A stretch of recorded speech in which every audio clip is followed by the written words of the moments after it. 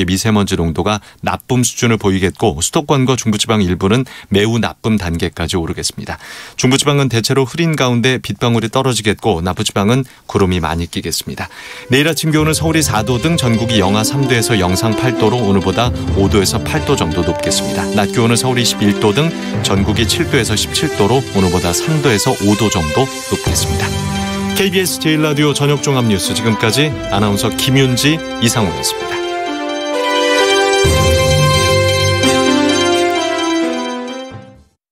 지금 시각은 7시 20분입니다. KBS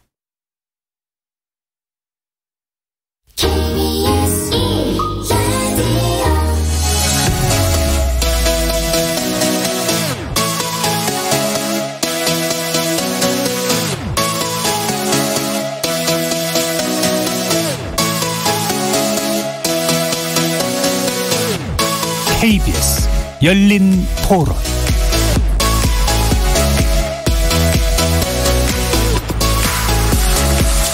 안녕하십니까. KBS 열린 토론 정준희입니다.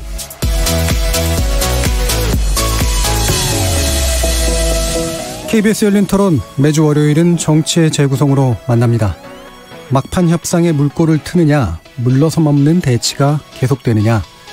그 분기점이라 얘기됐던 자유한국당 원내대표 경선에서 심재철 의원이 당선됐습니다.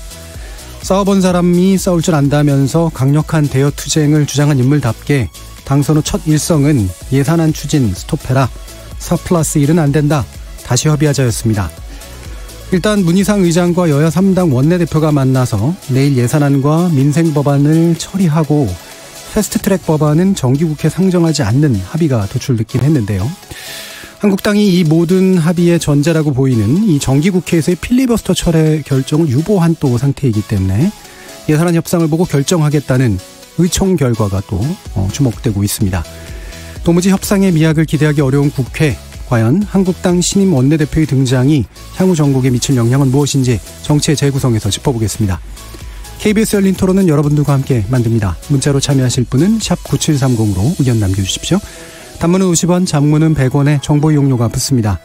KBS 모바일 콩, 트위터 계정 KBS 오픈을 통해서도 무료로 참여하실 수 있습니다. 청취자 여러분이 KBS 열린 토론의 주인공입니다. 날카로운 의견과 뜨거운 참여 기다리겠습니다. KBS 열린 토론 지금부터 출발하겠습니다. 살아있습니다. 토론이 살아있습니다. 살아있는 토론, KBS 열린 토론. 토론은 라디오가 진짜입니다. 진짜 토론, KBS 열린 토론. 협치는 너무 멀리 있고 대립만 남은 여의도 정치, 여기서 새롭게 바꿔봅니다. 정치의 재구성, 함께해 주실 네 분의 논객 소개하겠습니다. 먼저 김민석 전 민주연구원장 함께하셨습니다. 안녕하십니까. 자, 그리고 이상일 전 새누리당 의원 나오셨습니다. 안녕하세요. 자, 드디어 호칭이 또 바뀌었습니다. 이제 예. 이준석 변혁 창당준비 수석부위원장 나오셨습니다. 네, 안녕하십니까. 그리고 김준우 변호사 모셨습니다. 네, 안녕하세요. 김준우 변호사입니다. 자, 이렇게 네 분과 함께하는 KBS 열린 토론 월요일 코너 정치의 재구성은 영상으로도 생중계되는데요. 유튜브 들어가셔서 KBS 1라디오 또는 KBS 열린 토론 검색하시면 지금 바로 저희들이 토론하는 모습 영상으로도 보실 수 있습니다. 구독 많이 눌러주시고요. 의견도 많이 부탁드립니다. 생방송 놓치신 분들을 위해서 나중에 팟캐스트 준비되어 있고요. 매일 새벽 1시에 재방송도 됩니다. 자, 이렇게 함께할 방법까지 안내해드렸고 정치의 재구성 본격적으로 시작해보겠습니다. KBS 열린 토론. 자, 향후 전국의 가장 큰 최근 변수로 꼽혔던 한국당 원내대표 경선 결선 투표까지 나왔고요. 심재철 의원이 원래 이제 처음에서도 예선에서도 1등을 했습니다만 결국 당선이 됐습니다. 이 결과 어떻게 받아들여야 될지 일단 간단히 듣고 시작할 텐데요. 오늘은 이상일 전 의원께 먼저 여쭙겠습니다. 예. 저는 한국당이나 또 지금 꽉 막혀 있는 국회를 위해서 잘된 선택이다. 저는 생각을 합니다. 실제로 심재철 굉장히 중진이죠. 오선 의원, 국회 부의장도 지내셨고 한국당에 또 많은 당직을 거치셨는데 경륜과 지혜가 있고요. 일단은 투쟁을 하면서도 협상을 하겠다 이런 입장이었고 그래서 오늘 국회의장과 민주당 또 원내대표 바른미래당 원내대표 만나서 일단 합의는 했어요. 그러니까 이 합의가 한국당 의총에서 동의를 받는 걸 전제로 합의를 했는데 일단 의총에서는 그 소위 필리버스터를 철회하는 이 문제에 대해서 일단 조건부로 승인했거든요. 그러니까 보류한 셈인데 뭐냐면 예산안에 대해서 지금 이제 여야가 합의를 시작을 했단 말이죠. 상당히. 이것이 합의가 이루어지면 필리버스터는 철회한다. 이런 입장이에요. 그런데 저는 아마 내일 오전 10시에 본회의는 개가 좀 어려울 수 있다. 왜냐하면 물리적으로 지금 예산안 문제가 굉장히 시간이 많이 필요한 상황인데 아마 내일 오후쯤에는 그 예산안에 대한 합의가 이루어질 걸로 봅니다. 그러면 필리버스터 철회는 되는 겁니다. 그렇게 되면 문희상 의장은 패스트 트랙에 올라간 선거법 개정안이나 공수처 신설 법안 이런 것들을 이제 내일은 적어도 정기국회 내에는 상정을 하지 않는 이 수순으로 해서 예산안 처리하고 민생 법안 처리할 걸로 봅니다. 그래서 한국당의 새로운 원내대표가 지금 꽉 막혀 있었던 이 국회에 물꼬를 저는 튼 셈이다 이런 평가를 하고 싶습니다. 그러니까 물꼬를 튼 게 그 의장과의 합의가 물꼬를 튼 건가요? 아니면 일단 의장과의 합의도 의미가 있다고 봅니다. 그러니까 서로 조금씩 양보를 한 거죠. 물론 오늘 의총에서 한국당 의총에서 예산안 합의를 그 결과를 보고 필리버스터 문제는 최종 처리하는 건 보고 나서 하자고 해서 일단 보류 상태지만 아마 내일 합의가 저는 된다고 봅니다. 그렇다면 그거 다 풀리는 거죠. 일단 알겠습니다. 그래서 정기국회의 내일이 마무리하는 날인데 제가 보기에는 아마 이제 좀 늦게 열려서 약간의 진통이 있을 수는 있어도 일단은 마무리는 무난하게 되지 않을까 이런 생각이 듭니다. 일단은 이제 뭐 심재철 의원 당선되고 나서 첫 결과가 어쨌든 합의와 의총에 관련된 거였기 때문에 약간 더 듣긴 했는데 그 부분은 뒤에서 좀 더 구체적으로 논의하고요. 우리 김민석 의원께 또 의의에 대해서 한번 여쭤보죠. 뭐 저희는 이제 내부 사정은 잘 모르지만 이렇게 결과를 놓고 볼 때 어떤 함의가 있는 것인가 이것만 좀 생각을 해본다면 어쨌든 대부분의 예상이 틀린 거 아닙니까? 지금 이제 황 대표가 미는 분들 중에 되는 거 아니냐 이렇게 했는데 일단 그게 안 됐단 말이죠. 그러면 어떤 취지에서든 견제인데 일종의 전략적 견제가 이루어진 것이 아닌가 하는 생각이 들고요.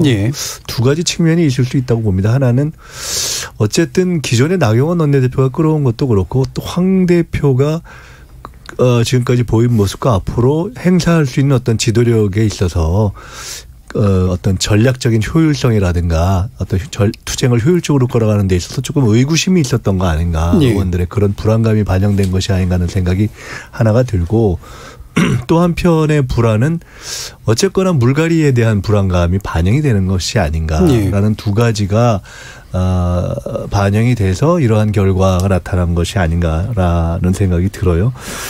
그 물꼬를 푸는 긍정적인 의미가 있느냐. 일단은 필리버스터를 털고 또 예산 민생 법안을 처리하게 되면 일단 그런 의미는 있는 건데 어찌 보면 사실은 그걸 안 할 수가 없는 거였잖아요. 그건 워낙 이제 여론이 안 좋았기 때문에 그것을 불가피하게 하는 전환점으로서의 의미가 있는데 그 이후에 패스트트랙 법안이라든가 청문회 국면에서 원만하게 국회가 갈 것인가. 그것까지를 아직 예측하기는 좀 어려울 것 같아요. 그러니까 심재철 원내대표의 스타일이나 여러 가지를 볼 때도 저는 오히려 그 후반 국면은 조금 더 상당히 이제 거친 국회가 있을 수도 있다는 점에서 아직 그것까지를 이제 낙관하기는 좀 어렵다. 라는 측면, 그러니까 그런 여러 가지를 이제 우리가 예측해 볼 수 있는 것 같습니다. 일단 협상이 좀 더 잘 될 것이냐는 앞으로 더 두고 봐야 되고 외려 거칠 가능성도 꽤 있다라고 보신 거고, 그 심재철 의원이 당선된 데는 전 이게 한 가지 궁금하더라고요. 그러니까 황 대표가 미는 쪽이 된 건 아닌 건 맞고 좀 강경한 쪽이 미는 쪽이 이제 된 건 또 맞는 것 같고. 그다음에 말씀하신 것처럼 이제 향후 이제 공천 과정 이런 데서 안정성을 추구하시는 어떤 분위기가 반영되는 그런 것도 맞는 것 같은데, 그러면 황 대표의 어떤 기조는 지금까지 굉장히 강경하게 보였는데 실제 기조는 강경이 아니었을까라는 질문은 어떻게 보시나요? 근데 황 대표나 사실 지금까지 나경원 원내대표의 기조는 강경이다 아니다라고 볼 수 있는 게 아니라 아주 전략적으로 정교하거나 효율적이지 못하고 좀 덜컥덜컥하는 것이 오히려 전 문제가 아니었는가 이런 생각이 들거든요. 그러니까 실은 그렇게 되면은 이 국민들의 지지를 받으면서 효율적으로 끌어가는 데서 상당히 문제점을 보이는 것이고 이제 뭐 나경원 원내대표의 경우에 이제 물러났으니까 뭐 굳이 그 얘기를 더 할 필요는 없지만 이렇게 언사의 화려함에 비해서는 사실은 원내 전술을 그렇게 효율적으로 끌어갔다고 보긴 좀 어려운 거 아닙니까? 그런 점에 있어서 모르긴 몰라도 의원들이 조금 더 국민의 의사를 감안하면서 원내 전술도 스타일보다는 좀 정교한 실리를 추구하는 아마 그런 기대가 좀 반영되지 않았을까 싶은데요. 제가 지난주에 결국 합의할 가능성도 이야기를 했지 않습니까? 그러니까 이 강경투쟁을 하는 것도 합의를 배제하지 않는 상황에서 강경투쟁을 해서 위기를 고조시키고 그걸 통해서 좀 더 당 입장에서 얻으려고 하는 이런 일종의 전략도 있는 거거든요. 그래서 나경원 전 원내대표나 지금 한교안 대표도 그런 거를 염두에 저는 두셨다고 봐요. 그런데 마침 이제 새 원내대표가 선출이 됐고 일단은 예산안 처리는 그건 필리버스터로 할 수도 없는 거고 또 한국당 입장에서 사실은 실리를 추구해야 되는 측면도 있거든요. 한국당의 입장이 예산안에 또 반영이 돼야 되고 또 민주당 입장에서는 제1야당을 배제한 채 처리를 한다면 그것대로 부담이고 또 민생법안은 산적돼 있고 그러니까 일단 정기국회 지금 오늘이 지나갔고 내일 하루 남았는데 여야가 그래도 마지막에 역시 국민을 생각해서 합의점을 좀 도출해보자 이런 것들이 이제 일치됐던 것들이 오늘의 결과가 아닌가 싶고 그런 맥락에서 내일 역시 아마 저는 적어도 예산안하고 민생법안은 무난히 처리될 거로 예상합니다. 그러니까 강경투쟁 기조가 겉으로 나섰느냐 아니냐보다 어쨌든 황 대표에 대한 견제 측면들은 어쨌든 중요한 부분은 있는 것 같고요. 그 부분은 또 뒤에서 또 한번 얘기해 보겠습니다. 저는 제가 그냥 먼저 하겠습니다. 그러니까 심재철, 김재원 두 분이 된 거는 저는 이제 패스트트랙 수사 그리고 패스트트랙 법안 처리 두 개가 동시에 이제 걸려 있는 상황에서 약간 코너에 몰린 한국당 의원들이 생각하기에 가장 절실한 사람이 누구냐 이 국면을 돌파할 가장 절실한 사람 그리고 어떻게 보면 공천에서 좀 사라질 수 있을 만큼 절실한 사람 그러면서도 싸워본 좀 돌파력을 보일 사람으로 좀 낙점을 했다라는 생각이 들고 작년 나경원 의원 됐을 때랑은 또 반대에게 이렇게 얘기하면 좀 조심스럽지만 나경원 의원만큼의 어떤 전국적 인지도나 후광 효과를 총선에서 발휘할 수 있을 만한 다른 경쟁 후보는 애시당초 네 팀 모두 좀 약했습니다. 그런 상황이라면 원내에 국한에서 누가 더 돌파를 할 것인가 미친 듯한 어떤 퍼포먼스를 보여줄 사람이 누구냐 이거를 좀 원내에서 의원들이 선택을 했다는 생각이 들고요. 근데 이제 지금 오늘 의총이 중간에 보류되고 이러고 있습니다만 저는 사실 이 부분에 있어서 두 가지가 좀 이해가 안 가는데 하나는 지난주에 나경원 의원이 원내대표 끝나기 전에 필리버스터 철회하고 예산안 합의하고 처리하고 선거법이랑 공수처법은 그 다음번에 처리하는 식으로 이제 가닥이 한번 잡혔는데 그걸 물렸잖아요. 근데 이제 물렸는데 며칠 있다 똑같거든요. 그럼 결국은 예산안 수정 심의할 시간만 더 뒤로 밀리고 안 처리만 더 부실해지는데 그러면 사실 이건 한국당이 결국 이 수밖에 없었을 텐데 누가 생각을 해도 그러면 나경원 의원 때 하지. 이게 결국은 국민만 손해보는 그런 선택 아니겠냐. 자당 안에서의 당리당략에 빠져서 국민이 손해보는 판단이다. 이 첫 번째고 두 번째는 민주당이 오늘 합의하고 문희상 의장 오신환 원내대표 등과 함께 합의한 이것도 저는 정말 이해가 안 가는데 하루 정기국회 남았는데 필리버스터 철회가 무슨 옵션이 되고 의미가 있는지 저는 도무지 모르겠거든요. 그냥 그거는 10일 전에였으면 좀 의미가 있고 뭔가 이제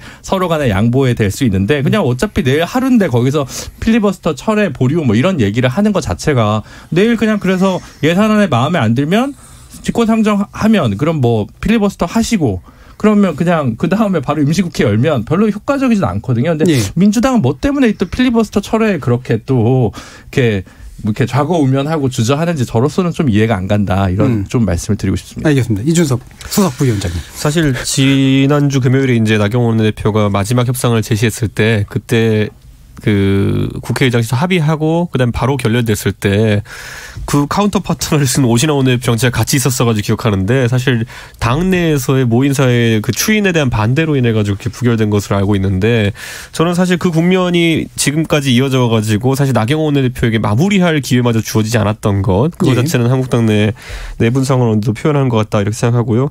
사실 심재철 신임 원내대표가 지금 5선 의원이긴 하지만은 실제로 최근에 한 한 4, 5년 동안 이런 핵심 당직을 맡아가지고 수행하신 적이 없습니다. 네. 그렇기 때문에 어떤 협상의 전면에 나서시기보다는 최근에 이제 국회 부의장으로서 이제 국회 어른으로 이제 활동해 오셨던 그런 분인데 사실 그것이 가장 강점이죠. 심재철 그 원내대표의 최근에 있었던 어떤 개파적 어떤 분쟁이 있어가지고 당내 개파의 어떤 수장으로서 존재했던 적이 없기 때문에 그 부분이 탈개파적으로 인정받은 것 같고 또 한 가지는 뭐냐면 황교안 대표가 지금 사실상 좀 강한 권한을 휘두르고 있습니다. 지금 특히 나경원 대표의 임기 연장에 대해 가지고 최고위 차원에서 거부를 하는 등해로 인해 가지고 저는 그것이 아주 강한 반작용으로 동작해 가지고 심재철 그 원내대표라는 중진급에 사실 5선의 수도권 중진이면요 사실 그 무게감이 상당합니다. 그렇기 때문에 저는 그런 부분이 강하게 반영되었다는 것은 앞으로 자유한국당 내에서 인적 쇄신 모드 오늘 황교안 대표 다시 언급했지만은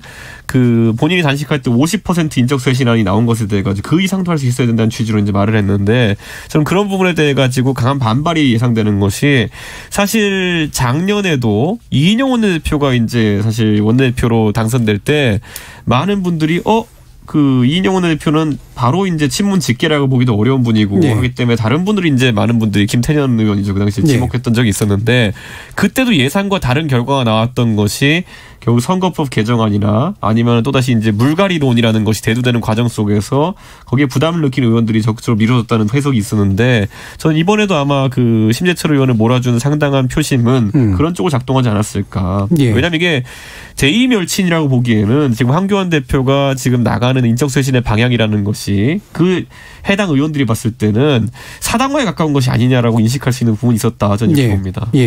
전반적으로 묶어보면 어쨌든 돌파력을 지닌 중진 의원이 해줄 수 있는 뭔가가 기대감을 만들었다. 방어력일 것 같습니다. 한 가지만 더 말씀드리면 이제 김 변호사님이 왜 근데 이거 어차피 나경원 원내대표 후반에 할 수 있었는데 이렇게 됐지 하는 이제 문제 제기를 하셨잖아요. 글로 넘어가죠. 그것과 아까 이상일 의원님께서 이제 심재철 의원 원내대표가 이제 대략 이런 방향으로 정리하자고 하고 의총에 들어갔는데 그에 대해서 일정한 반발이 있었다. 근데 그것이 꼭 뭐 나쁜 거라기보다는 오히려 자유한국당의 협상력에 힘을 실어주는 거라고 볼 수 있어서 내일 잘 될 거다. 이제 이런 해석을 할 수가 있는데 이제 그러나 이 현실을 놓고 볼 때 그 점에 조금은 더 주목해서 우리가 좀 예측하는데 참고해야 될 것은 어쨌든 저게 어느 정도의 결국은 자유한국당 내부의 구조의 불안정성을 좀 반영하는 것이 아닌가라는 생각이 들어요. 그러니까 어떤 그 결론을 내릴 때 그 현재 황교안 대표가 사실은 한편으로는 막 드라이브를 거는 것처럼 보는데 막상 까보니까 그렇게 확고하게 장악하고 있는 것 같지도 않고 이제 이렇게 되면 그것이 갖는 문제는 그렇게 딱 안정이 안 되면은 결국은 지금과 같은 구조에서 하다가 강경론으로 나중에 갈 가능성이 굉장히 많거든요, 경험적으로. 근데 그 점 하나가 조금 우려가 된다. 지금 사실은 이제 심재철 원내대표가 통상적으로 생각하는 유화적인 방향으로 끌기 위해서 아마 첫 그런 일정을 내지는 않았을 거예요. 그러니까 어차피 아까 이 의원님 말씀하신 것처럼 워낙 여론이 안 좋은 부분은 일부 호텔에서 정리하고 그 다음에 좀 강공으로 가자는 나름의 스탠스를 생각했을 텐데 그에 대해서도 한번 일단은 가시적으로 제동이 걸리는 것을 보면 저는 이게 딱 어느 한쪽도 안정적인 황 대표 쪽도 그리고 뭐 심재철 원내대표도 꿈이 없는 분이 아니기 때문에 이렇게 가다 보면 결국은 상황이 어려워질 때 또 언제 이게 과한 강경론이 득세할지 모른다는 사실은 우려를 좀 갖게 되는 건 사실입니다.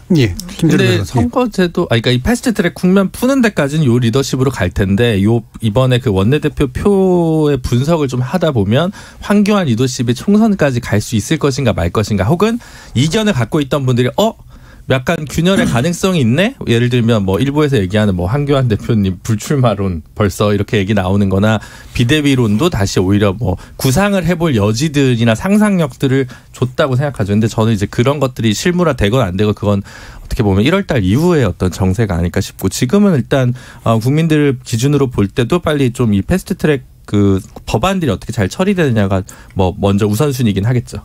그러면 이 부분으로 가서요. 이상일 의원이 보시기에 사실 뭐 이제 예산안에서 이제 뭔가 그 자유한국당이 좀 더 원하는 지역구에 좀 더 원하는 것들을 만들어내기 위한 협상력 측면에서는 뭐 이 유보 결정의 의미가 있지만 이게 사실은 전체적인 이미지를 또 떨어뜨리는데 기여할 거라고 보지는 않으세요? 그런데 지금 이 예산안 문제와 관련해서는 뭐 한국당만의 책임이라고 보기도 어렵고 그동안에 이제 여러 법안들과 특히 이제 패스트 트랙에 올라간 법안들과 이렇게 같이 이렇게 버무려지면서 예산안 처리도 지연이 됐고 그런 가운데 소위 4+1이라고 해서 민주당이 원내 교섭단체도 이루지 않는 작은 정당들하고 국회법도 없는 협의를 해서 예산안을 만들고 수정안까지 사실 만들어놨잖아요. 어제 그래서 예결위원장인 한국당 소속의 지금 오늘 정책위 의장이 됐지만 김재원 의원이 기재부 공무원들 고발하겠다고 경고까지 하고 이런 상황이었단 말이죠. 그런데 그렇게 해서 그 4+1으로 해서 만들어진 그 예산안을 민주당이 한국당을 배제한 채 뭐 정의당 등 작은 정당들하고 해서 처리를 한다. 그러면 그 큰 부담이 될 겁니다. 역풍이 많이 불 수 있어요. 그런 상황에서 한국당의 새 원내대표가 일단은 예산안에 대해서 정상대로 국회법에 맞는 그 회의체를 가동하자 이렇게 한 거 아닙니까? 그래서 오늘 가동이 시작된 거 아니에요. 그래서 오늘 합의사항에 제1번으로 나와 있죠. 그 논의를 시작을 했단 말이죠. 그렇다면 그동안에 한국당이 빠진 상황에서 물론 바른미래당의 지금 변혁 측의 오신환 원내대표도 그쪽에서도 빠졌지만 오늘 다 같이 들어와서 이제 논의를 하는데 그러면 그동안에 공백이 있었는데 예산안이 어떻게 지금 수정이 됐는지를 모르는 상황이란 말이죠. 그런 상황에서 일단 합의사항을 보면 예산안 합의 처리가 전제로 돼 있단 말이죠. 그 취지에. 그러면 두 번째가 필리버스터 철회란 말이죠. 그렇기 때문에 한국당 의총은 저는 자연스러운 어떤 결과가 아닌가 이런 생각이 들어요.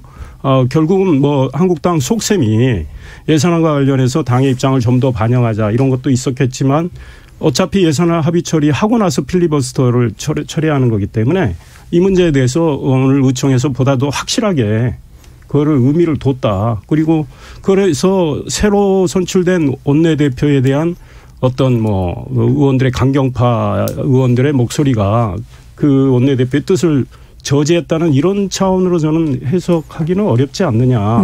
일단 원내대표한테 좀 협상력을 더 실어주는 그런 모양새였다. 그러니 저는 내일 결과를 아마 우리가 장담할 수는 없지만 아마 결과를 보시면 내일은 무난하게 적어도 정기국회는 마무리될 거다. 다만 패스트 트랙에 올라간 선거법하고 공수처 신설은 또 많은 진통이 있을 것 같아요. 그건 그때 봐야죠. 그럼 지금 제기해 주신 것들 쟁점 두 개를 한번 제가 꼽아볼게요. 하나는 이게 정말 이제 그 이 예산안 협의 과정이 4+1이 위법성이 짙은 거냐에 대한 판단.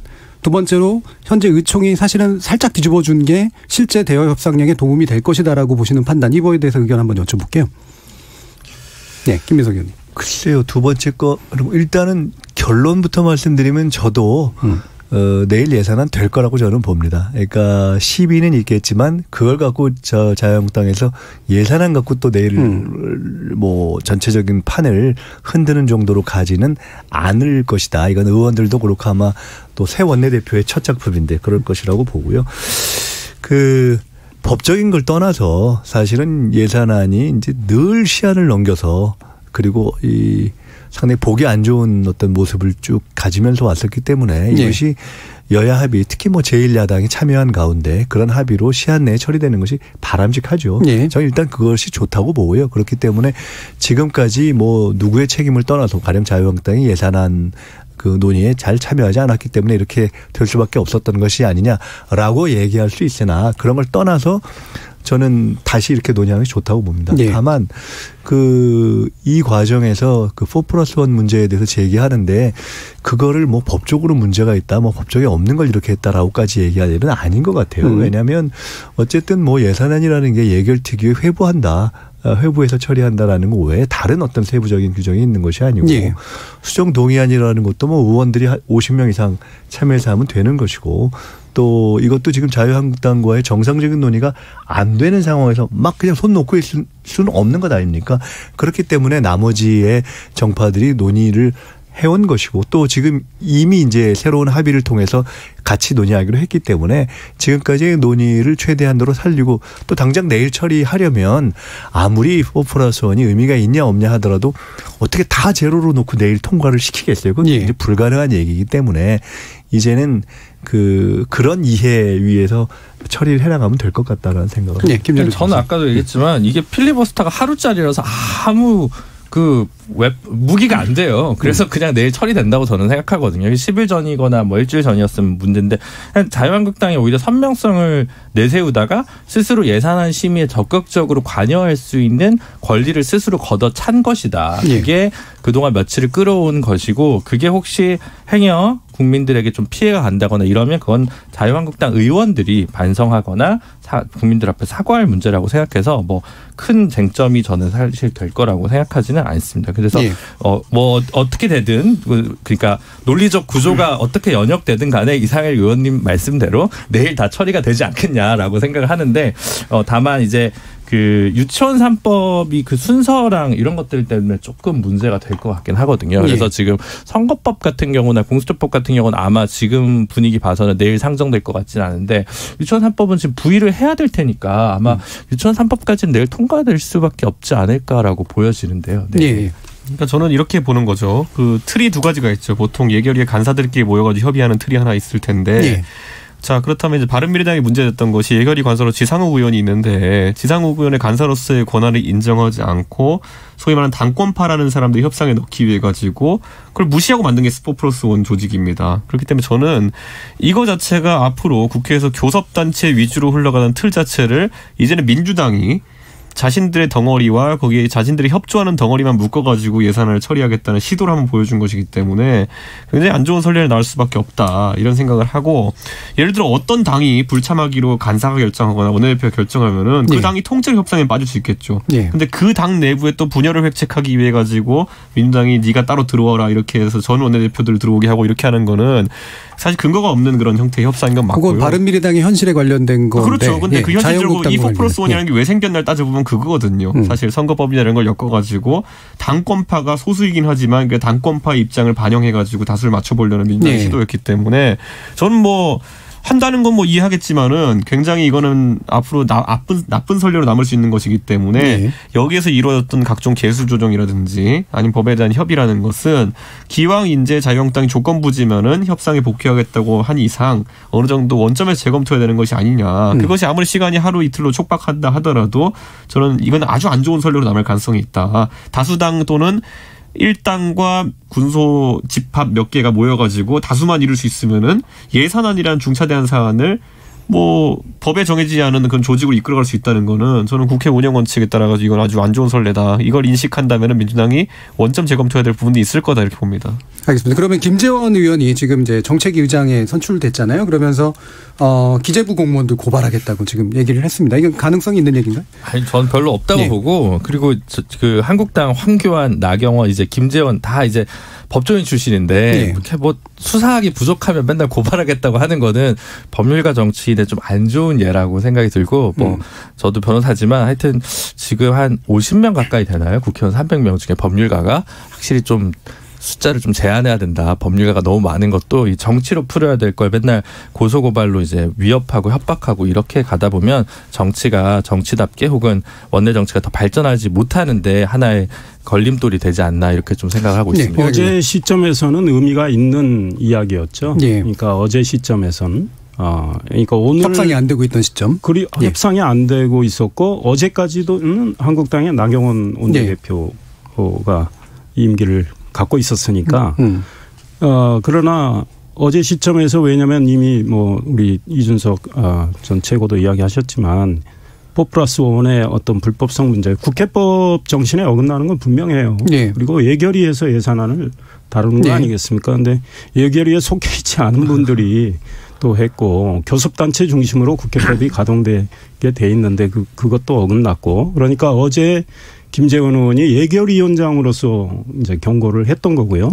오늘은 이제 정책위 의장이 됐고 예결위원장은 뭐 겸임을 하는데 오늘은 정상화가 된 겁니다. 일단.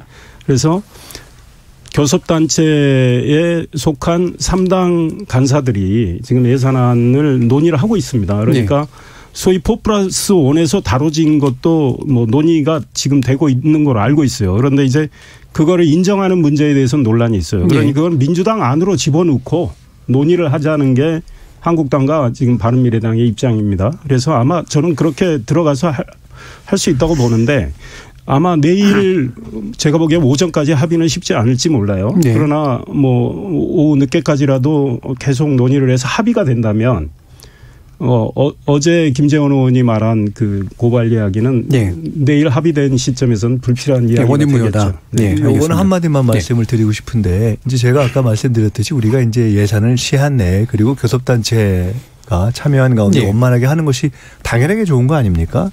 그것을 부정하는 사람은 아무도 없고요.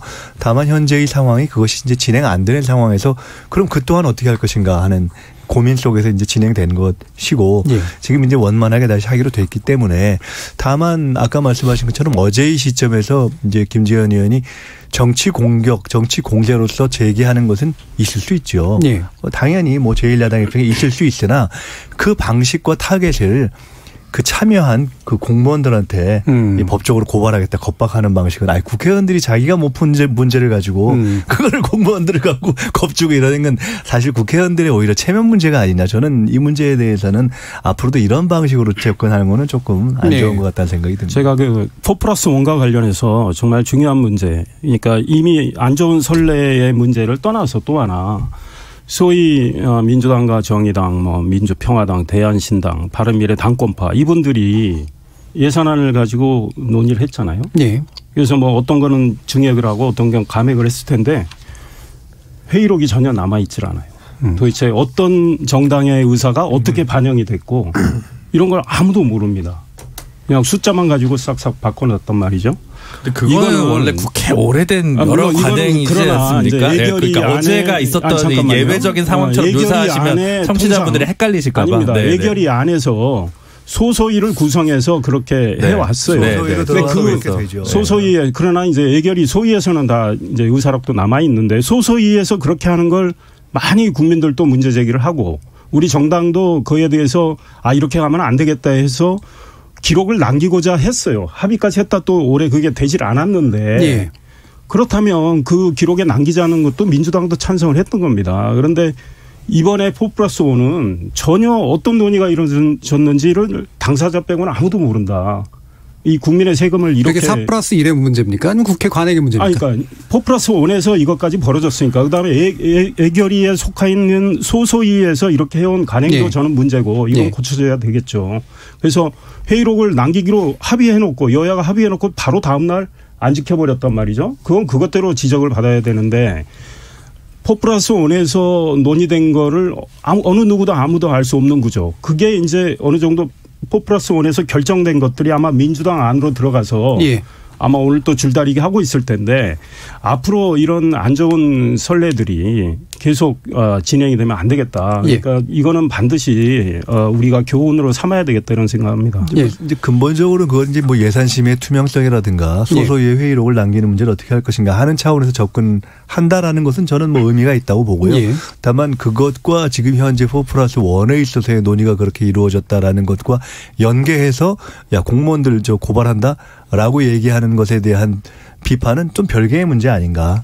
아까 말씀드린 대로. 네. 그리고 또 이것도 한번 짚어보죠. 지금 선거법 개정안에 관련해서 논의가 되는 것들이 이게 물론 정기국회 선을 하나 넘어야 되지만 또 임시국회로 당연히 이제 연결되면서 필리버스터 문제하고 엮일 텐데 지금 대충 이제 이 협의체가 논의된 개정안은 250대 50.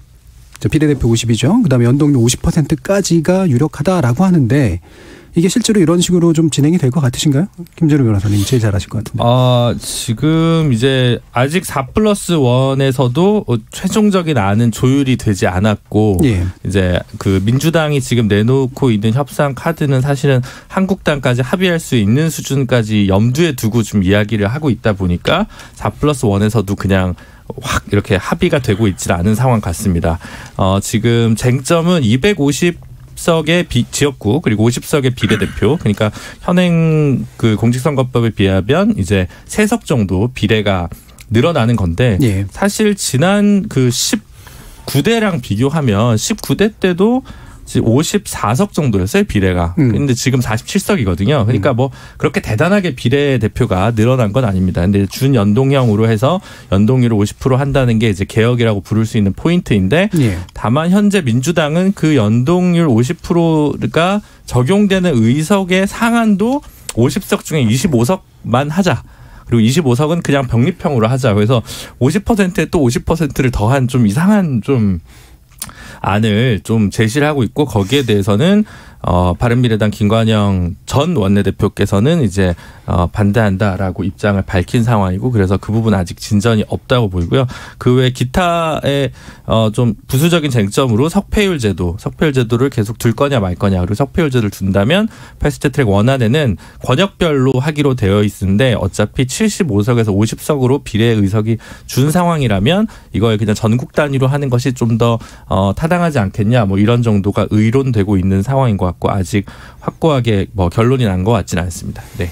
그러면 이준석 부위원장께서 보시기에는 이 부분 요즘 관심 안 두시나요? 그런데 뭐 저희가 봤을 때는 선거법이라는 것이 아까 4플러스1에서 어떻게 밀실에서 논의되는지 과정을 알 수도 없고 저희가 알 방법이 없죠. 그런데 그 상황에서 결국에는 패스트트랙 원안이라는 것에 올라와가지고 지금 이 시간까지 원안으로 살아있는 안에 비해가지고 아까 김준우 변호사가 열거했지만은 예를 들어 의석수 같은 경우는 75석에서 50석으로 조정되는 것 같고 거기에 더해가지고 연동 의석의 상한선을 25석으로 그 절반으로 정한다는 것은 처음 듣는 얘기고 그리고 그다음에 이제 권역별로 할 것이냐 석패율제로 할 것이냐 이런 제도적인 부분은 아직까지도 확답이 안 나온 것 같고 저는 그렇다면 계속 지적한 얘기지만은 이 확정되지 않은 선거법을 가지고 빠르면 일주일 내, 더 걸리면 한 2주일 내에 이걸 처리하겠다는 것이 4플러스1 협의체의 의도 아니겠습니까? 저는 늘상 주장했던 것처럼 패스트트랙에 올려놓은 원안과 지금 수정안은 닮아 있는 점이 거의 하나도 없습니다. 연동형이라는 이름이 들어가 있다는 거 외에는. 거기다가 두 번째로는 우리가 하다못해 대통령제냐 아니면은 내각제냐 이런 걸 정하려고 그러면은 기본적으로 국민들에게 수기의 기간을 줘야 되는 것이거든요. 국민들이 예전에 뭐 심상정 대표께서 물론 산식을 알 필요는 없다라는 말은 산식이 그냥 복잡하다는 이야기 하신 거겠지만은. 그런데 헌법적 수준의 거하고 좀 다르잖아요. 그래도 선거법이라는 거는 사실 지금 이 연동형 비례대표제가 형성되게 되면은 사실 다당제의 실현 가능성이 높아지고 그렇다면 결국 그 다당제 제도화에서는 자연스럽게 그 다음 단계로 나중에 권력구조 개편이 있을 경우에 내각적인 요소를 더 많이 반영할 수밖에 없는 그런 제도의 특성이 있거든요. 실제로 그래서 작년에 원내대표끼리 합의를 할 때도 이 선거제 개편과 더불어 가지고 권력구조 개편에 대한 논의를 같이 바로 따라서 한다고 했었는데 저는 그렇다면은 이건 사실 대한민국 정치에 있어가지고 큰 어떤 그 갈림길이 되는 어떤 지점이라 이렇게 보거든요. 근데 저는 여기에 있어가지고 국민들에게 적어도 최종 안이 무엇인지를 놓고 수기의 시간을 제가 봤을 때 한 달도 짧습니다. 근데 지금 안 그렇다면은 2, 3주라도 수기의 시간을 가져야 되는 것이 저는 현실인데 그것 없이 이렇게 나오게 된다면은 아까 말했던 건 석패율제가 있느냐 없느냐 아니면은 실제로 권역별로 하느냐 아니냐 이것도 굉장히 큰 변수거든요. 정당의 선거 전략도 그렇고 실제 출마하는 사람들의 선택도 그렇고요. 저는 이런 것들은 굉장히 번개불에 콩고 먹듯이 지금 1, 2주 만에 처리한다는 것 자체가 나중에 다른 부작용을 낳지 않을까 이렇게 우려하는 것이 지금 언론도 기껏해 내놓고 있는 게 뭐냐면요.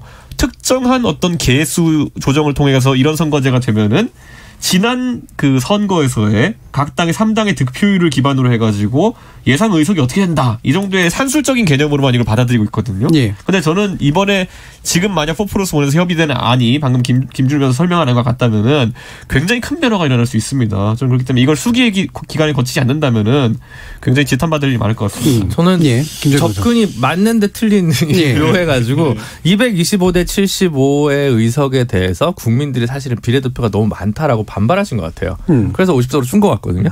그러니까 수기가 지금 4월 말부터 지금까지 돼가지고 비례가 줄었다는 거죠. 연동률은 그대로고. 현 지역구 의원들의 반발은 아닌가요? 뭐 그렇습니다. 그것도 이제 당연히 같이 작동합니다만 어쨌든 비례는 다 싹 다 없애라라는 정서가 국민정서법에 어느 정도 있는 것도 사실이에요. 그러니까 황교안 대표님 뭐 270대 0 이런 이제 안도 내셨던 거 아니겠습니까? 그래서 저는 그리고 만약에 정말 독일식의 지역구와 비례대표의 의석 비율이 1대1 정도 수준 되는 그런 거면 정말 개헌의 정치 권력 구조까지 개편되는 논의가 동반될 정도의 획기적인 변화라고 생각하지만 250대 50에 세계 어디에도 없는 준연동형 50% 가지고는 사실은 이렇게 뭐 권력 구조 개편까지 가는 시금석이 될 거냐라고 봤을 때는 저는 그거는 조금 이준석 그 지금 새 직함이 뭐시죠? 부위원장, 수석 부위원장. 네. 좀 깁니다. 예. 네. 그 저께서 이제 좀 그 저기께서 침소봉대 하시는 거 아니냐 이런 조금 이게 있고 그리고 이거 다당제로 가는 길을 여는 건 맞는데 그게 바로 어제 창준이가 열린 변혁이 바라는 바 아니냐. 그래서 왜 그런 고민도 좀 같이 하셔야 되는 거 아니냐 이런 좀 말씀을 드리고 싶습니다. 아니 근데 현실적으로 저는 여기서 아까 말했던 김준일 변호사 언급했던 그 다당제와 내각제적 요소라는 거는 저도 이것도 물론 산술적인 계산을 하기 때문에 좀 그렇긴 하지만은 결국에는 일당이 단독으로 과반을 할 가능성이 있느냐 없느냐가 어느 정도냐에 따라서 저는 그게 갈린다 보거든요. 저는 지금 상황에서는 그 가능성이 상당히 낮다라고 보는 상황이기 때문에 그렇게 되면 자연스럽게 다당제적 요소가 추가되는 것도 사실이지만은 연대가 강제되게 된다면은 그러니까 집권 세력에게 통치를 위해가 연대가 강제되게 된다면은 내각제적 요소 또는 권력 분점의 요소가 강화된다 이렇게 보는 상황입니다. 그 잠깐만요. 예. 선거법에 대해서 또 구체적으로 또 너무 들어가면 이제 이게 쟁점이 너무 이제 분산이 되니까 그럼 이렇게 한번 좀 단순화시켜보죠. 죄송하지만 어떤 식의 합의가 나오더라도 그러니까 여기에 반대하는 세력들은 동의할 수 없을 거다라는 데 어떻게 보시는지.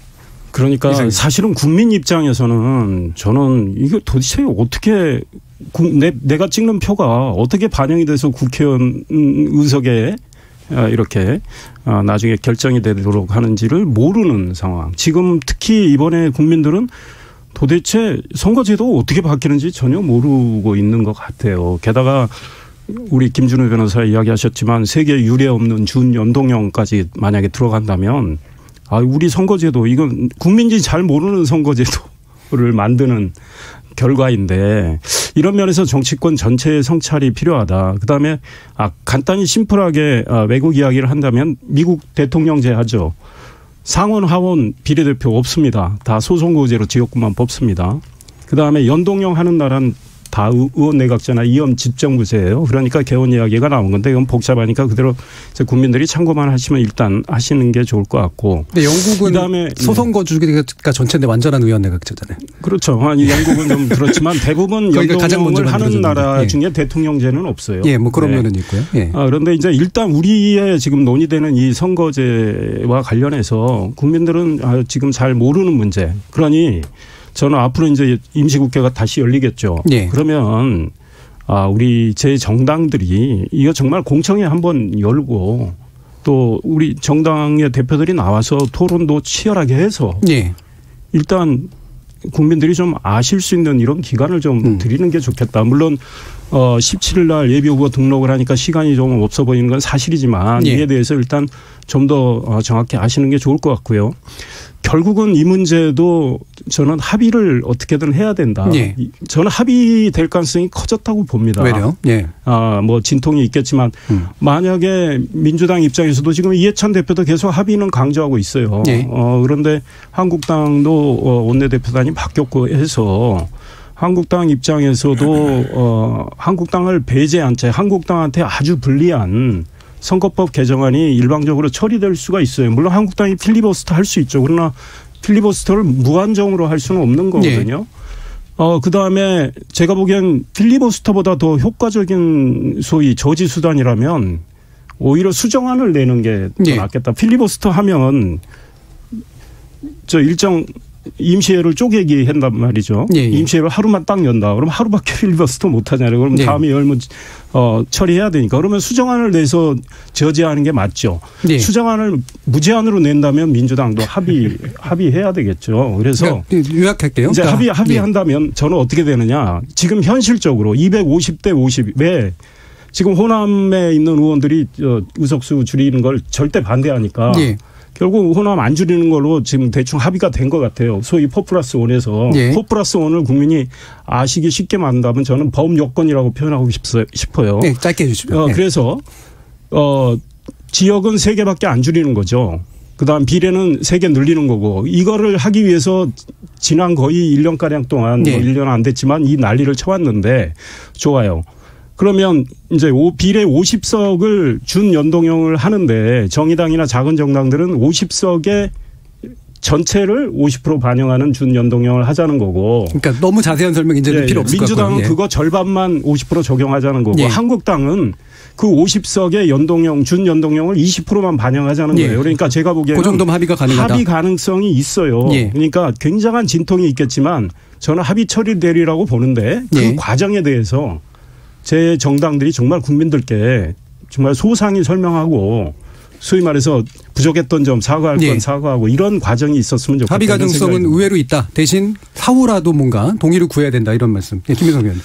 근데 이제 앞으로 논의 충분히 하자 그러면 국민들이 너네 그동안 뭐 했니 이러실 수도 있을 것 같아요. 그리고 일단 12월 17일 날 예비후보 등록하는데 이게 선거의 룰을 충분히 논의한다는 것도 중요하지만 선거의 룰을 선거를 치룰 수 있게 맞춰줘야 된다는 것 또한 굉장히 중요한 책무이기 때문에 여러 평가가 있을 수 있지만 연동형 비례대표제라는 그 취지를 도입한다는 것에 첫 번째 의의가 있는 거고요.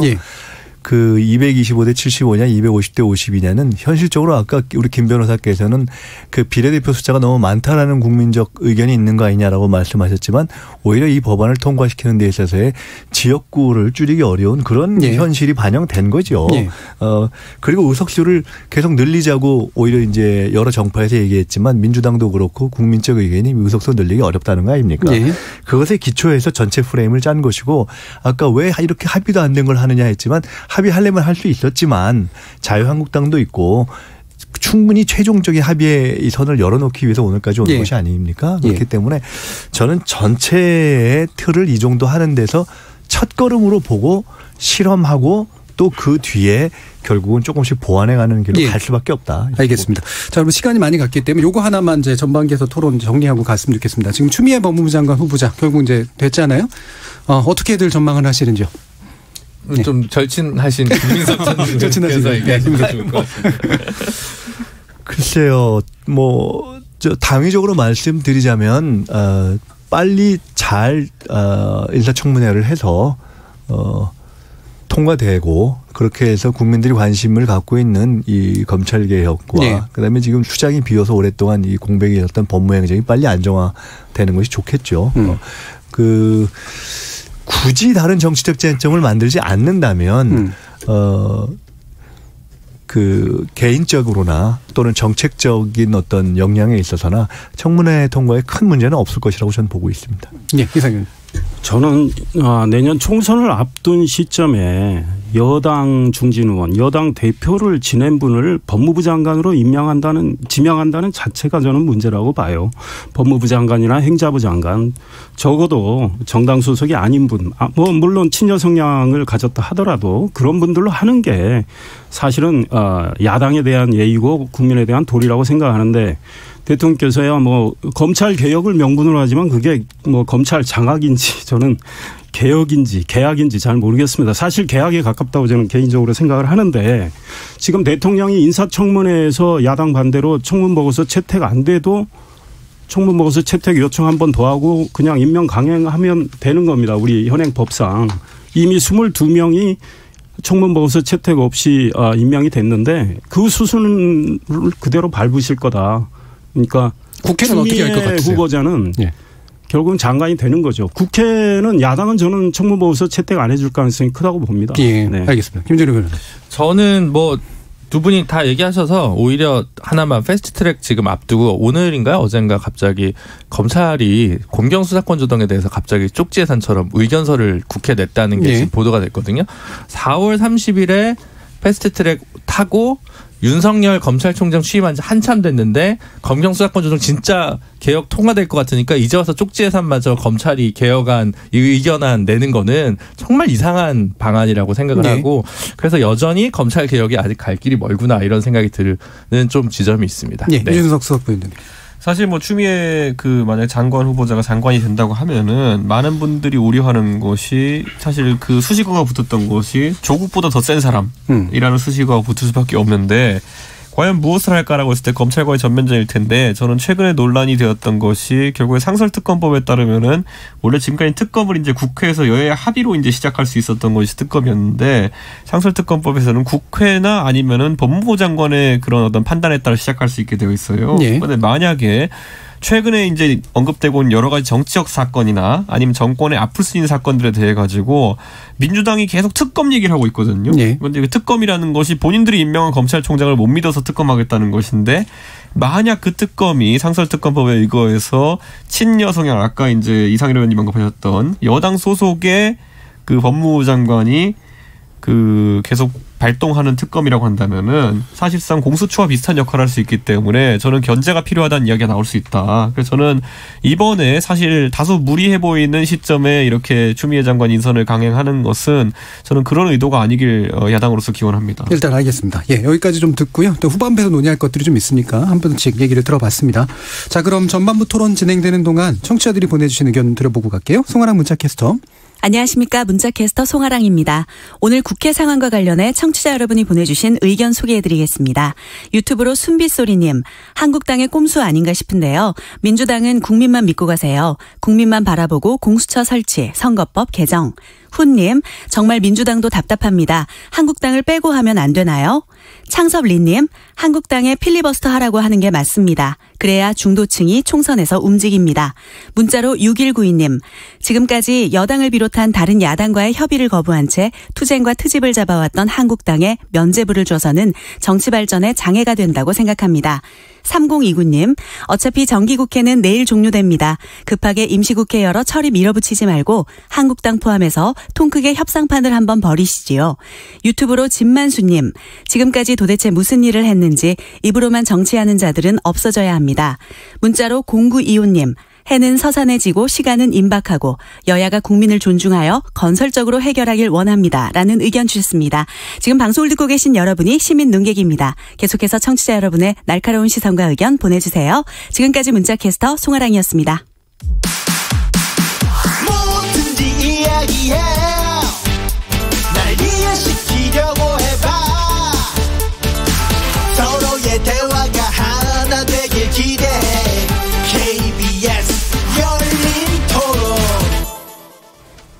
예, KBS 열린 토론 월요일 코너 정치의 재구성, 이상일 전 의원, 김민석 전 민주연구원장, 김준우 변호사, 그리고 이준석 변혁 창당준비위원회 수석부위원장 네 분과 함께 하고 있습니다. 이 시간 영상으로도 같이 보실 수 있는데요. 유튜브 들어가셔서 KBS 1라디오 또는 KBS 열린 토론 검색하시면 지금 저희 토론하는 모습도 함께 지켜보실 수 있습니다. 자, 그러면 또 제가 개인적으로 또 많이 궁금했던 내용 바로 들어갈 텐데요. 변혁이 이제 드디어 발기인 대회를 했고 지금 이제 명칭도 바뀌셨습니다. 그래서 이준석 변혁 창당준비 수석부위원장이라고 다시 한번 길게 말씀을 드리는데요. 자, 이거 당연히 탈당 안 한 채 시작할 수밖에 없을 거라고 생각은 드는데 현재 상황 어떤지 좀 알려주시죠. 실제로 이제 창당을 하려면 발기인 대회 다음에 시도당 창당을 한 다음에 네. 중앙당 창당을 하면 되거든요. 근데 이게 길면 한 달, 짧으면 한 3주 정도 걸립니다. 그래서 저희가 바른정당 때 그 길을 생각해 보면은 아마 한 3주에서 한 달 정도 생각해 보시면 될 것 같고요. 많은 분들이 궁금해하시는 게 이제 변혁의 15명 의원 중에 어떤 분이 참여하시냐인데 사실 바른정당 출신의 8명에 더해가지고 거기에 이제 국민의당 출신의 권은희 의원 네. 지금 참가하고 있고 그리고 이제 나머지 6분이 있는데 그분들은 비례대표 의원님들이십니다. 네. 소위 안철수계로 분류되는 분들인데 이분들은 행동하는 데 있어서 당적이 이제 문제가 되기 때문에 좀 엇박자가 날 수도 있는 현실입니다. 예, 알겠습니다. 그러면 이제 마침 또 안철수 전 대표 얘기가 나왔습니다만 안철수 전 대표가 합류한 듯 하다가 또 아닌 듯 하다가 또 이제 이런 모습인데 어떤가요? 사실 안철수 대표는 지금 미국에서 이제 유학 중이라고 하기 때문에 네. 의사소통이 원활하지 않은 상태인 건 맞습니다. 그런데 이제 사실 변혁에 이제 참여하고 있는 6명의 아까 비례대표 의원님들 중에서도요. 그 안철수 대표와 긴밀하게 이제 행보를 같이 하겠다 하는 분도 있고 또 그렇지 않은 분도 있기 때문에 저는 6명 전체가 될지 아니면 일부는 다른 행보를 하실 분이 있을지 모르겠지만은 가깝지 않은 미래에 대한 판단이 있을 것이다. 이렇게 보고요. 만약에 안철수 대표가 이제 변혁에 참여하는 것이 아니라 새로운 어떤 행보를 하겠다 판단한다고 네. 하면은 그 입장도 제 생각에 12월 중으로는 밝히지 않을까 그런 생각을 합니다. 어쨌든 윤곽은 드러날 것이다라고 보는 거네요. 사실 그때를 지나면 많은 사람들이 아예 판단을 할 겁니다. 안철수 대표가 이번 총선에서는 어떤 역할을 할 생각이 아니라고 판단할 거기 때문에 저는 가타부타 판단을 내릴 걸로 보입니다. 네. 지나가는 얘기인데 원래 안철수 대표랑 우리 이준석 수석 부위원장님이랑 네. 지역구가 겹치죠? 네.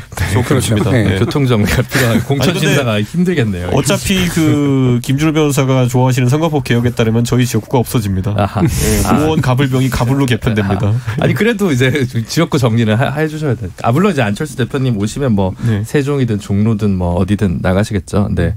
그렇긴 할 텐데. 왜 남을 글로 몰아냅니까? 이준석 측을 살려주는 건데 지금. 성선에서 제가 이기면 됩니다. 네. 하여튼 저는 예전에도 우리 방송에서 그런 얘기했는데 저는 여전히 그 유승민 의원이 가지는 가능성은 있는데 저는 솔직히 얘기해서 안철수 의원이 갖는 가능성은 별로 없다 이렇게 좀 평가가 나뉘는 쪽이어서 오히려 바른당을 좀 그냥 버텼으면 뭔가 좀 다른 그림들이 나왔을 텐데 색깔이 맞지 않는 합종 연행을 한번 했다가 또 나오는 과정까지 너무 좀 에너지를 많이 좀 소모한 것 같아서 조금 우리 정치가 조금 더 보수도 더 다양해지고 진보도 더 다양해져야 되는데 거기서 좀 지체된 거 아닌가, 보수의 혁신이 지체된 거 아닌가, 그 한번 잘못된 선택 때문에 그런 사실 좀 평가가 좀 아쉽고요. 그래서 이번 출발은 조금 좀 바른당에서 약간 너무 이렇게 왔다리 갔다 했던 것보다는 좀 꾸준히 좀 한번 새로운 가치를 좀 닦는 과정이 되었으면 좋겠다. 내년 총선 결과에 좀 일희일비하지 않고 쭉 가는 정당이 되면 좋지 않겠냐라는 좀 개인적인 바람이 있습니다. 애초부터 바른정당의 실험을 계속했어야 되는데 못했으니까 네네. 지금이라도 계속 그 실험을 했더니 바란다 이런 거죠. 사실 그 유승민 의원을 비롯한 바른정당의 대부분은 그 실험을 계속하고자 하는 의지가 강했고 제가 요즘 이불 덮으면 맨날 하는 생각입니다. 네. 입을 킥하고 계신가요? 킥은 안 합니다. 네. 이상일 의원 보시기에 이게 보수 정치에서 어떤 의미가 있을 것 같을까요? 일단은 새로운 당을 만들 수밖에 없는 과정 또 그런 고뇌 충분히 저는 이해하고요. 아마 좀 정치에 관심 있는 우리 국민들께서도 이해를 좀 하시리라고 생각합니다. 왜냐하면 지금 바른미래당 내부 사정 지금 손학규 대표를 중심으로 한 그 당권파와 전혀 지금 이 당의 미래 비전이나 당의 어떤 정체성, 철학 이런 것들이 너무 차이가 나고 해서 결국은 이제 딴살림 차릴 수밖에 없는 이런 상황. 다만 1월에 아마 창당을 해서 새 출발할 텐데 이런 과정에서 저는 안철수 전 대표가 같이 뜻을 해주는 게 훨씬 새로운 신당의 미래를 위해서는 낫다. 시너지가 나올 수 있다. 이런 생각을 하는데 그분이 어떻게 판단하는지는 아직은 전혀 모르겠고요. 그분 김준일 변호사하고 갈리네요. 저는 12월에 아마 그분이 입장을 안 내실 수도 있겠다. 그러니까 결국은 먼저 신당이 출범을 하는데 그때까지도 입장이 안 나올 수도 있겠다. 그렇다면 안철수계 비례대표 의원 6분의 이 상당히 행보도 고민이 될 텐데 저는 손학규 대표가 그분들 제명을 해줘서 의원직을 유지하고 그분들이 좀 자유롭게 뜻을 펴도록 하는 게 그거는 좋겠다 이런 생각인데 아마 국고보조 문제도 있고 해서 잘 안 될 것 같은데요. 그래도 우리 정치의 어떤 리더 이런 걸 좀 보여줬으면 좋겠다. 그리고 이제 그 신당이 출범을 해서 정말 보수의 새로운 가치를 보여주고 또 중도로까지 지평을 넓히는 이런 활동을 하기를 바라고요. 나아가서 저는 한국당에도 어떤 변화에 충격을 줄 수 있다고 생각합니다. 그래서 그렇게 줘서 서로 쇄신과 변화의 일종의 좀 경쟁을 하다가 내년 총선을 앞두고 사실은 좀 쇄신 변화의 그 어떤 틀 안에서 통합까지 하면 좀 낫지 않을까 이런 생각하는데 현실화 될 거냐 이럴 때는 좀 개인적으로는 좀 50% 미만으로 보여요 아직은. 그러나 또 아주 어려운 것을 만들어 나가는 게 정치니까 그런 과정을 좀 밟아 나갔으면 좋겠다. 왜냐하면 신당이 일단 유승민 전 의원 중심으로 출범을 하는데 외연이 크게 확장이 안 되고 나서 내년 총선 결과가 나쁘다면 물론 나쁜 상황에서 다시 정말 죽음의 계곡을 계속 더 넘길 수는 있겠지만 현실적으로 그러면 총선 결과가 나쁠 때 예컨대 의석수가 많이 안 나오거나 할 때는 또 존립의 문제가 생기거든요.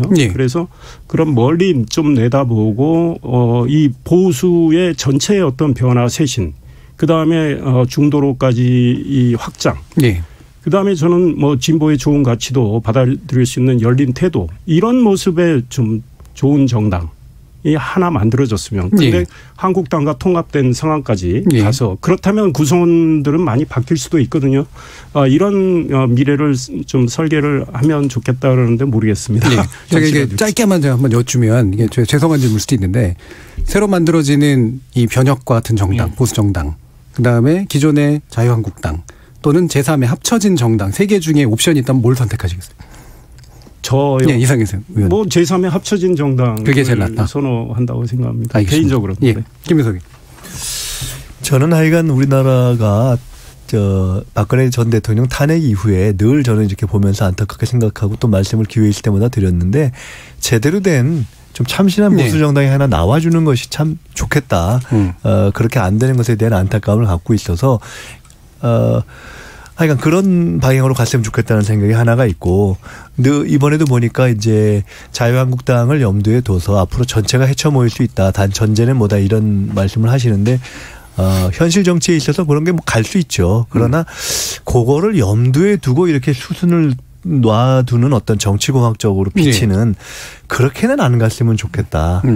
그래서 정말 그 바람이 불어서 보수 정치를 막 확 흔들어서 다시 헤쳐모여 한다면 모르겠지만 사실상 그리로 가기 위한 이렇게 수순으로 가는 이렇게 비치는 그런 창당은 아니었으면 좋겠다는 생각을 하고요.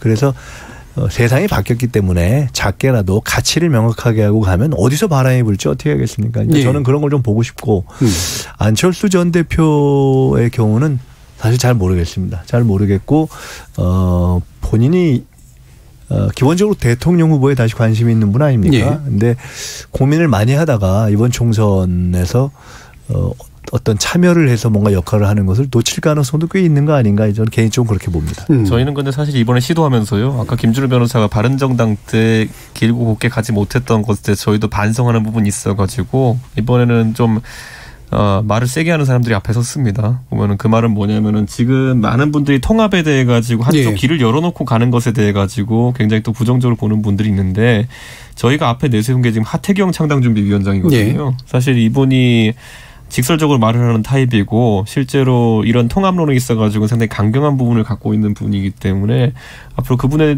대한 우려는 좀 불식될 것으로 보이고 사실 보수 쪽에서 지금까지 이슈 파이팅을 하는 정당이 없었습니다. 그런데 최근에 하태경 의원의 행보를 보신다면 뭐 게임판 그리고 휴대전화 유통판 뭐 이런 다 들어가서 이제 사실 약자의 목소리를 듣는 모습을 보여가면서 가고 있기 때문에 바른정당 때와 비슷하면서 다른 모습이 나오지 않을까 이렇게 판단합니다. 예. 방금 또 하태경 의원 얘기해 주셔서요. 당 이름 공모하는데 1등한테 하태경, 유승민, 오신환 의원 등과 식사권인데 이게 좋은 상품권인가요? 굉장히 많이 응모가 오고요. 아, 그래요? 예, 사실 제 이름도 넣을까 했는데 빼달라 그랬던 거. 저는 따로 뭐 하나 이벤트 할 게 있습니다. 기대하시면 되고 사실 공모 제일 많이 들어오는 게 바른정당, 바른정당 리마스터드, 바른정당 리로디드 뭐 이런 거 많이 들어옵니다. 그런데 바른정 2 이것도 많이 들어오고요. 아, 그래요? 네. 역시 바른정당에 대한 미련이 많은가 보네요. 그거는 바른정당 계열 지지자들이 저희들이 약간 좀 충성도 높은 지지자들이 있는 건 맞고요. 다만 이제 아까 말했듯이 그 김준우 변호사가 생각했던 것처럼 그때 시도가 나쁘진 않았는데 그 길을 곱게 가지 못했다라는 것에 대한 질책의 의미도 있어가지고 저희가 그건 겸허히 받아들고 있습니다. 실제로 지금 이제 20대 남성들의 호응들이 꽤 좋았었잖아요. 사실은 그렇죠. 여러 가지 지지층 중에 지금 요 과정에도 있어 보이나요? 그 연장선상에서 바른미래당이 각종 여론조사에서 20대 남성들이 굉장히 좋은 지지를 보냈었는데 그 부분이 얼마나 이제 변화와 혁신으로 승계되고 옮겨올지 또는 확장될지는 지켜봐야 될 것 같습니다. 지금 20대 남성들이 태어났을 때 이제 꼬마 민주당이라는 게 있었어요.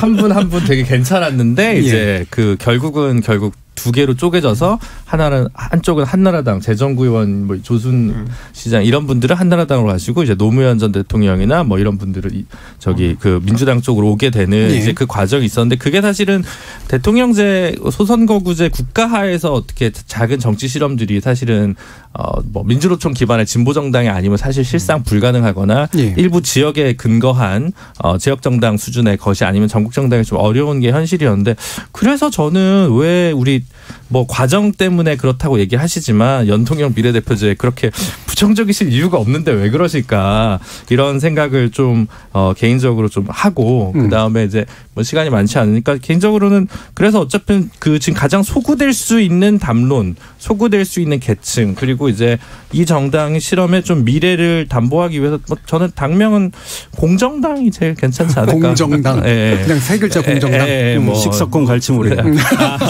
응모해 보십시오. 아니 저는 지금 변혁이 좋은 것 같아요. 변혁 괜찮은 것 같아요. 그냥 약칭으로 변혁하고. 좌파적이지 않나요? 변혁은? 좀 변해야 되니까 보수도. 변혁 그다음에 국민과 함께 뭐 이런 정도로 해서 약칭을 변혁으로 하고. 저 탈 것 같은데요. 네. 괜찮습니까? 이 안에서 나올 것 같아요. 그런 정당 중에 변혁당이라고 있거든요. 이 응모를 해서 당첨된 분한테 뭐 이제 유승민, 뭐 하태경 이준석은 빠졌지만 이준석이 또 낄 수도 있죠 나중에. 예. 오신환에서 식사권 이거는 좀 아닌 것 같아요. 아니 그러니까 일종의 100만 원도 있습니다. 그렇죠. 일종의 시혜를 베푸는 이런 느낌. 그렇죠. 그거는 워렌 버핏 정도한테 맞는 건데. 제가 보기에는 일정도 못 맞출 것 같아요. 그분을 모셔가지고. 뭐 꽃다발도 드리면서 왜 그런 이름을 지어주셨는지 취지도 듣고 그러니까 입장을 좀 바꿔야 된다. 우리가 가야 할 길에 대한 그분의 견해도 듣고 이런 뭐 토론하는 자리가 낫지 뭐 식사권 하는 거는 이게 과거에도 이런 게 있었어요. 과거 다른 정당에서도 그러니까 좀 새로움을 추구하는 정당답지는 않다 이런 또. 제가 기자 출신이라 꼬집고 넘어갈 수밖에. 예. 아까 공정당 말씀하시는데 사실 저도 공정당 생각해봤었거든요. 그러니까 사람들이 생각하는 게 비슷한 거예요. 그런데 이제 뭐냐면 너무 보수라는 틀에 얽매이지 말고 새로운 가치 중심으로 생각했으면 좋겠고 꼭 당짜 넣을 필요 있어요? 그것도 저는 사실 별 필요 없다고 봐요. 그러니까 뭐 젊은 보수라고 하든가 하여간 뭔가 좀 이렇게 틀을 깨고 좀 도전적인 이미지를 가지는 그런 정치 실험을 봤으면 좋겠다. 사실 정치가 제대로 되려면 우리나라는 예를 들어 민주당 같은 경우는 이 역사를 가지고 이름을 안 바꾸는 가령 그런 것으로서 한국 정치사에 의미가 있는 거 아닙니까? 근데 이제 보수 정당이 그런 의미를 갖는 보수 정당이 존재는 현실적으로 없는 것이기 때문에 새로운 실험을 한다면 조금 더 파격적인 실험을 해보기를 기대해 보게 되는 것 같습니다. 저는 당명으로 너무 요란한 거 하기 너무 싫어해가지고 저희 사실 제가 지금 와서 밝힐 수 있는 거지만 바른정당 원래 이름 짓기 전에도 다수 의견은 보수당 하자였습니다. 깔끔하죠. 보수당. 보수당. 그러니까 사실 그렇게 해서 올해 길게 가서 그 기초를 쌓아보자라는 생각이었는데 그 당시에 그래도 보수로 좁힐 필요는 없다 그래서 바른정당이랑 했었는데 지금 와서 생각해보면 보수당도 나쁘지 않았습니다. 네, 그 보수당이라고 이름 걸었을 때 보수적 기존의 전통적 보수적 가치 플러스 뭔가를 또 담아내야 될 거 아니에요? 그럼 어떤 부분을 생각하세요? 사실 이제 저는 이런 생각을 하는 것이 이제 아까 공정이라는 단어를 말씀해 주셨는데 우리 사회에서 경쟁이라는 단어가 굉장히 부정적인 어감으로 묘사되기 시작한 것이 한 20년 되었습니다. 우리 사회는 경쟁과 함께 성장했음에 불구하고 그 안에 불공정을 집어넣는 무리들 때문에 그렇게 했다 이렇게 보고요. 저는 공정과 경쟁이 새로운 키워드가 되지 않을까 하면서도 아주 고전적인 보수의 키워드 아닙니까? 그래서 저는 그 부분을 살리는 방향으로 당을 운영하지 않을까 생각합니다. 공정 경쟁이 되는 거네요. 그러면. 저희가 예를 들어 바른정당 때도 했던 시도 중에 예를 저희는 당의 이제 청년 인재를 뽑을 때 토론 배틀 같은 걸 뽑았었거든요. 왜냐하면 경쟁을 해야 된다라는 생각을 기저에 깔고 있었기 때문에 뭐 와가지고 무슨 권력자나 아니면 유명 정치인 뒤에 붙으면서 이렇게 소위 말하는 가방 들고 다니는 역할부터 하는 것이 아니라 실력을 경쟁하는 문화 이런 거 하나 잡아보려고 합니다. 그러니까 공정 경쟁 사실은 또 보수의 일부의 가치이기도 하잖아요. 제 책의 제목이기도 합니다. 또 깨알 같은 틈틈이 이제 좀 돼가지고. 자, 그러면 사실은 이 부분이 지금 변혁에만 있는 것이 아니라 사실은 나머지 소수 정당들도 마찬가지잖아요. 약간의 이념들이 좀 차이가 있을 뿐이지. 자, 이 부분에 대해서는 나머지 작은 정당들이 어떻게 움직일까에 대해서 뭐 간단히 의견 주시면 어떤 게 있을까요? 일단 저 정의당이야 그대로 가는 거고요. 뭐 이제 총선 결과 어떻게 될지 모르겠고, 지금 민주평화당은 좀 내석밖에 안 되는 상황에 굉장히 좀 어려운 입지에 처해 있는 것 같고 거기서 나온 대한신당을 하시는 분들이 바른미래당의 호남 출신 의원들과 해서 결국은 호남당이 하나 저는 나온다. 지역당이 나온다. 지역당. 결국은 출마하실 분들이 현역 호남 출신 의원들이 대부분이실 거고 물론 다른 지역에 후보를 내시겠지만 유의미한 득표를 하기는 어려운 상황에 호남당이 나오는데 결국은 준연동형을 염두에 둔 지금 이런 그 소위 행보를 하시는 것 같아요. 그런데 내년 총선의 성적표는 또 물음표. 그다음에 이제 이미 변혁이 신당 작업을 하고 있으니까 그 당이 있고 안철수 전 대표는 합류하느냐 아니면 이번에는 그냥 지켜보는 관망하느냐 이런 입장인 것 같아요. 그런 상황이죠. 김준우 변호사는 짧게만 코멘트 하시면. 소수당에서 좀 더 많이 하시잖아요. 속을 모르겠더라고요. 그 만나 뵈면 무슨 생각하는지 정확히는 솔직히 지금 좀 가늠이 좀 안 되는 분들이 있고 개별 플레이들이 많으셔가지고 어떤 그림을 그리실지는 잘 모르겠는데 제가 볼 때는 마지막까지 호남 정당에 대해서 별 미련을 안 보이실 분은 제가 볼 땐 정동영 대표님인 것 같다라는 생각은 분명히 들고 나름 선거제도 개혁이라든가 아니면 뭐 소상공인들이랑 연합회랑 요즘 뭔가 같이 활동도 하시고 이래서 뭔가 좀 기존의 진보 정당과는 결이 다르지만 좀 그런 실험을 계속 일단은 돌파해 보시려는 의지가 좀 강하신 것 같다. 뭐 그 정도만 리포트 차원, 네, 리포트 차원에서 알겠습니다. KBS 열린 토론 월요일 코너 정치의 재구성 이 정도로 이제 마무리할 텐데요. 오늘 토론 함께해 주신 김민석 전 민주연구원장, 이상일 전 새누리당 의원, 이준석 변혁 창당준비 수석부위원장, 그리고 김준우 변호사 네 분 모두 수고하셨습니다. 감사합니다. 감사합니다. 저는 내일 저녁 7시 20분에 다시 찾아뵙겠습니다. 지금까지 KBS 열린 토론 정준이었습니다.